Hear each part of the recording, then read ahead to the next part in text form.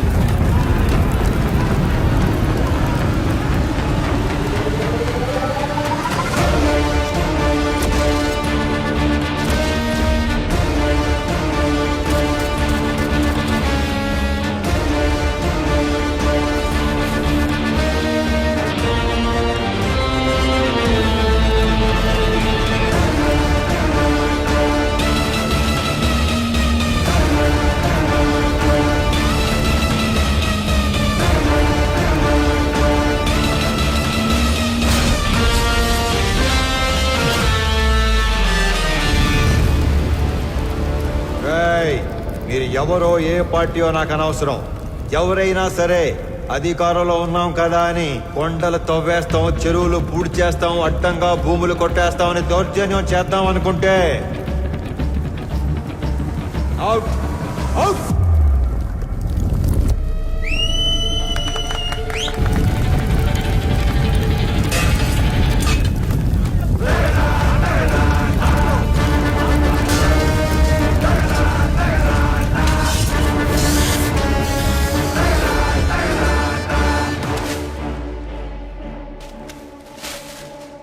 రామారావు కేసుకి సంబంధించిన అన్ని రిపోర్ట్స్ నేను చదివాను, బట్ సమ్మరీ మీ ద్వారా విందాం అనుకుంటున్నాను. అఫ్కోర్స్ యువరానో, మేము రామారావుకి సంబంధించిన అన్ని యాక్టివిటీస్, అతను పెట్టే ఖర్చులు, ప్రాసెస్ చేసిన ఫైల్స్ అన్ని ట్రాక్ చేసి చూశాక ఒకటి కన్క్లూడ్ చేయగలం. In simple words, mister Ramarao is highly controversial in his deeds but very calculative in his moves. మీరు అనుమతిస్తే Indo Japanese power project case తోటి ప్రారంభిస్తాను.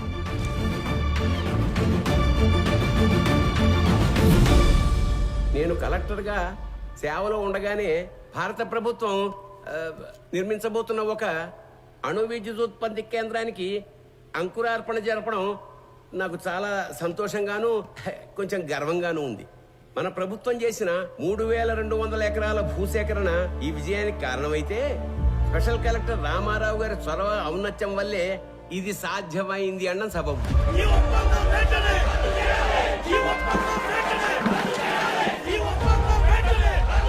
హరికి హైతో గారు sir, as a token of appreciation to mister Ramarao, felicitate him please.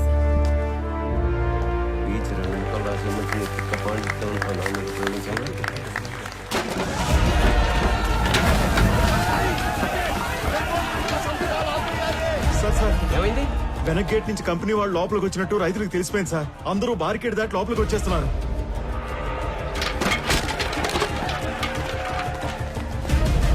Company వాళ్ళకి security ఉన్నా ఎందుకైనా మంచిది, రూల్ ప్రకారం ఎస్పీకి ఇన్ఫార్మ్ చేయి. రామారావు సార్.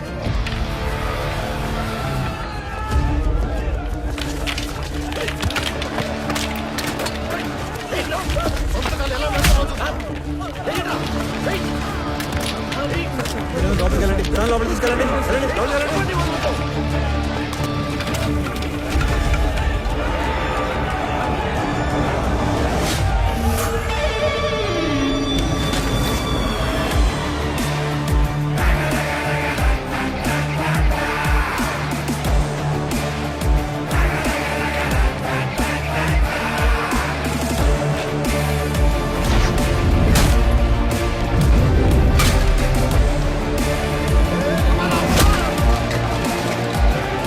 మొత్తం డబ్బులు కట్టి భూములు స్వాధీనం చేసుకున్న తర్వాత ఈ గొడవ ఏంట్రా? విప్లవం చేస్తాను అనుకుంటున్నావా?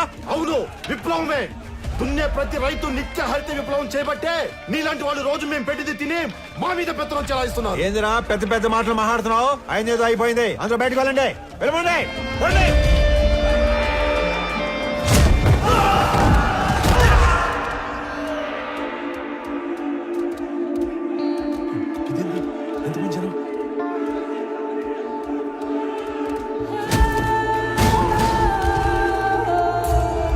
అక్కడ చూడండి, ఇది మనం ఊహించిన దానికంటే పెద్ద గందరగోళం అయ్యేలా ఉంది. వీళ్ళని మన వాళ్ళు కంట్రోల్ చేయలేకపోతున్నారు. వెంటనే ఎమ్మెల్యే గారికి చెప్తారు. పదండి, పదండి.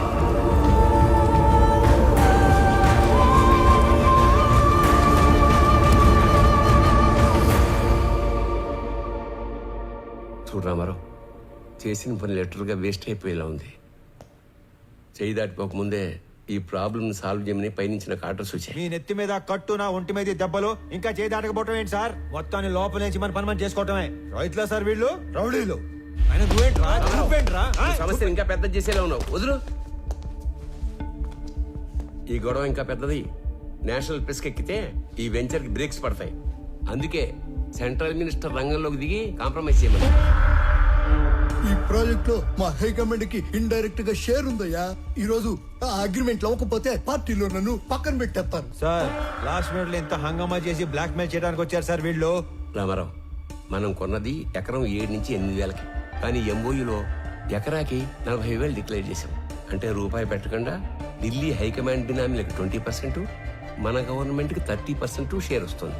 అందుకే కొంత అఫీషియల్ గా కొంత అన్అఫీషియల్ గా డబ్బిచ్చి రైతులను ఒప్పించి ఇష్యూ క్లోజ్ చేద్దాం అనుకుంటున్నాం. నువ్వు ఇంటికెళ్ళు, రైతులతో మేం మాట్లాడతాం. నువ్వుంటే కోపాలు ఇంకా పెరుగుతాయి. నువ్వు వెళ్ళు, వెళ్ళు రామారావు. ఆ రోజు అర్ధాంతరంగా రామారావుని ఇంటికి పంపించి రైతులందరికీ ఎకరానికి 20,000కు పైగా డబ్బు కట్టి ఎంఓయూను ముగించారు.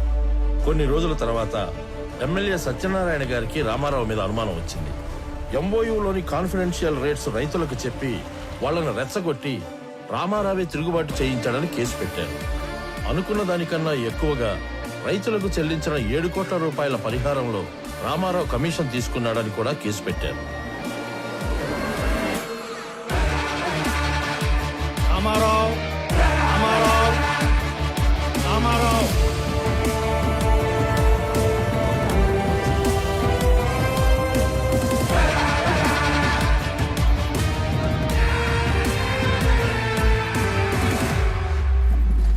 రామారావు గారు, జడ్జ్మెంట్ ప్రొనౌన్స్ చేసే ముందు ఆఖరిగా కోర్టుకి మీరేమన్నా చెప్పాలనుకుంటున్నారా? Thank you for asking your honour. నేను చేసిన తప్పు అయితే నేను చేసిన దానికన్నా 10 ఎక్కువ పెట్టుంటారు వీళ్ళు మీ ముందు. అదే నేను చేసిన మంచి అయితే చేసిందంతా వాళ్ళ మనసులో పదిలంగా పెట్టుకొని ఉంటారు. అంతకంటే చెప్పుకోవడానికి నా దగ్గర ఇంకేం లేదు యువర్ ఆనర్. అభియోగం మోపబడ్డ 17 కేసులలో 3 కేసులు క్లిష్టమైనవి కావడం వలన ఒక ఫ్యాక్ట్ ఫైండింగ్ కమిటీని కోర్టు ఏర్పాటు చేసింది. ఈ కేసులకు సంబంధించిన నిజానిజాల్ని నిర్దేశించి ఒక కామన్ ఆర్డర్ కింద తీర్పు ఇవ్వాలని ఈ కోర్టు నిర్ణయించింది. అన్ని కేసుల పూర్వాపరాలు పరిశీలించి కమిటీ ఇచ్చిన రిపోర్ట్లని పరిగణలోకి తీసుకున్న పిదప సబ్ కలెక్టర్ బి రామారావు గారి మీద మోపబడ్డ ఏ ఒక్క అభియోగం నిరూపణ కాలేదని ఈ కోర్టు తీర్మానించింది. ఆన్ ఎ పర్సనల్ నోట్, ప్రతి ప్రభుత్వ ఉద్యోగి పదవీ స్వీకారం చేసేటప్పుడు ప్రమాణం చేసే ఓత్ ఆఫ్ ఎలిజియన్స్ ని రామారావు గారు 100కి 100 పాళ్లు గుర్తుపెట్టుకుని పాటించినట్లు కనిపిస్తుంది.